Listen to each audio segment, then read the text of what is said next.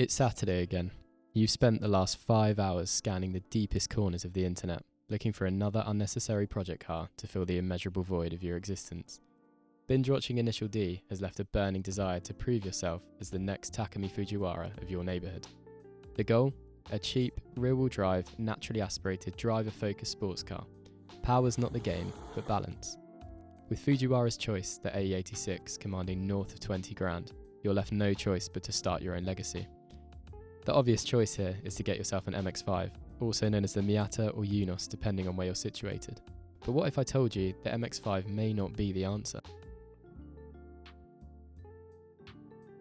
Jump back to 70s Japan, and there's a growing demand for small, lightweight sports cars that offer a balance of performance, handling, and affordability. Japan upholds an excellent reputation for cheap and reliable compact cars, but they wanted more, so why not try their luck with a performance car? Nissan began to pave the way with the 240Z, but Toyota wanted to offer their own interpretation of an affordable sports car. In the 70s, Toyota weren't quite what car enthusiasts know and love them for today. This was around the time the Celica Supra had just been introduced, and the Supra was yet to create its legacy. Toyota's reputation for cheap, reliable economy cars, where performance was barely an afterthought, was about to become a thing of the past, and the MR2 would be another member of the fleet to assist them on this mission. Come 1979, development on the MR2 had begun. The car was to be mid-engine, rear-wheel drive, reliable, and economical. Reliable and economical were two characteristics certainly not associated with sports cars during this period.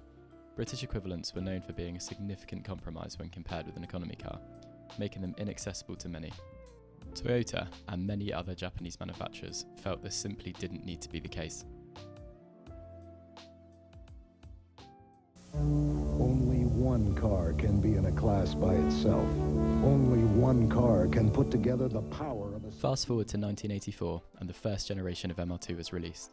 Designated the W10 platform, it was a huge success when compared with its European and American rivals, outpacing the Pontiac Fiero's much bigger 2.5-litre model with its now famous 1.64 AGE engine, also used in the AE86.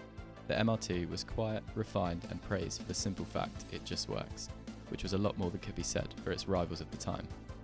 Toyota's risk had paid off, and they'd earned themselves a spot in the hearts of performance car enthusiasts. This success led to the inevitable introduction of the second generation MR2 in 1989, known as the SW20. The SW20 came with a 2-litre engine pulled from the Toyota Celica, with the optional turbo variant bringing the 0-60 time down from 7.8 seconds in the W10 to just 6.3, making it faster to 60 than the E30 M3. The new model came with a premium audio system and sound deadening pulled from Toyota's LS400 project, adding to the premium feel Toyota were chasing.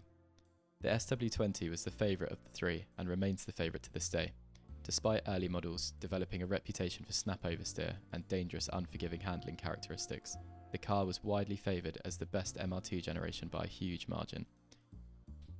As we've seen countless times throughout history, often cars considered to have undesirable and dangerous handling characteristics by the general consumer are often desired by driving enthusiasts. They present as a challenge and a test of driving skill. The Honda S2000 and Porsche Carrera GT were perfect examples of this. Fundamentally dangerous cars when pushed to their limits, but loved by enthusiasts for this very reason. They need a certain level of skill to tame, and this is a bragging right desired by many. Paired with this, the SW20's 3S GTE engine had massive tuning potential, comfortably making 350 to 400 horsepower on stock internals when modified. This made the MR2 a perfect platform for track or drag racing, and meant with a few modifications and some tuning, the MR2 could become a supercar killer for a fraction of the price. The SW10 had a 10-year production run before Toyota decided it was time for the third generation.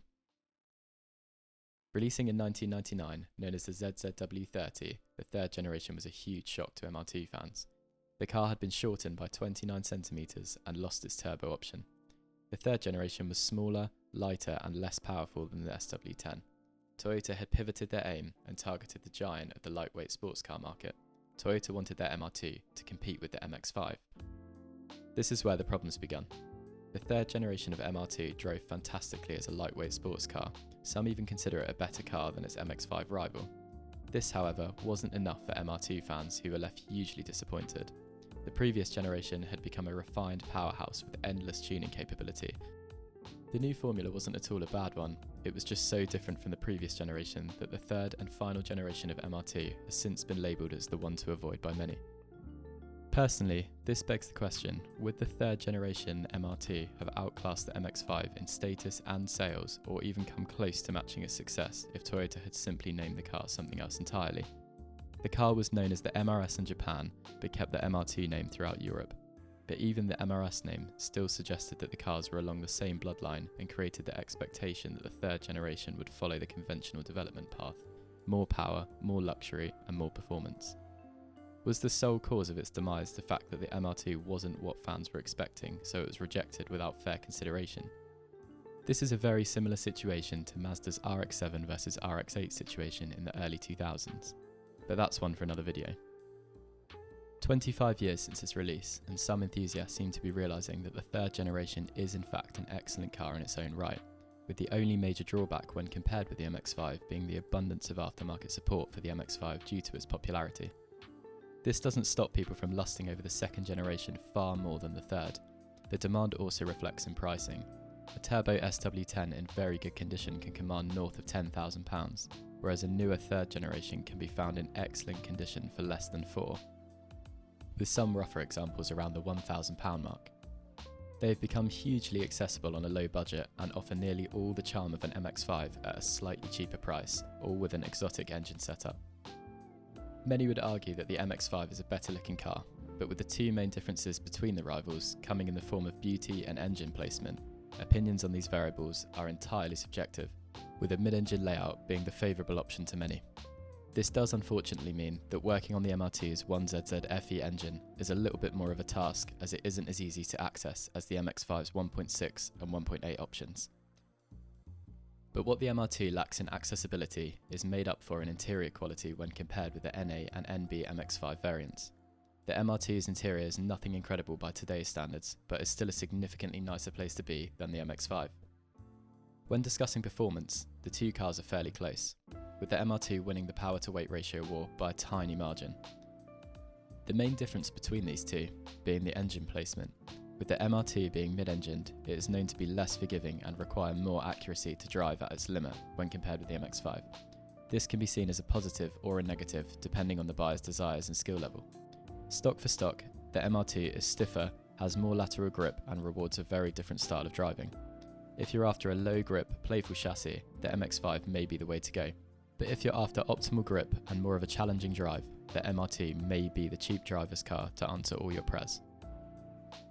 Having said this, despite the MX-5 having a lot more aftermarket support, there are still plenty of aftermarket performance upgrades available for both cars.